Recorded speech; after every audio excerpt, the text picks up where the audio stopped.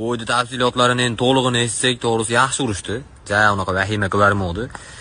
Ashi anaqasiga nisbatan. Endi men raqibi chiqqaniga yela ursam, raqibi chiqmay qolib, jasdan dab chiqurdi, buniki chiqmay qolsa, eralanib chiqib olarmikin deb turdim, yo'q.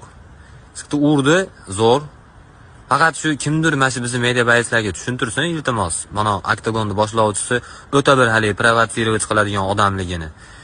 Provokatsiyaga uchishmasin. To'g'risi, anoyi bo'lib yutdi. Manonga mikrofonni berib bersa, bu ham qo'shilib anaqa to'kiladi, biz osmonga ko'taramiz bayrog'ni, bu narsalar meni urvinim Konor undan bu eshitib olib, meni urvinim Iliya deb va Iliya eshitib olsa, son-songa qamab olib uradi. Anchalar baquvvat odamning bolasi o'zi u. O'zi ham baquvvat to'g'risi. U bolalar haligi Xolosh akam o'ynamaydi, chiqib qo'ygandan keyin, karta-parta qilishvermaydi bo'ydan keyin. Shuning uchun endi hali bali raqsi keyin haligi inshaalloh deyman deb, inshaalloh devardi.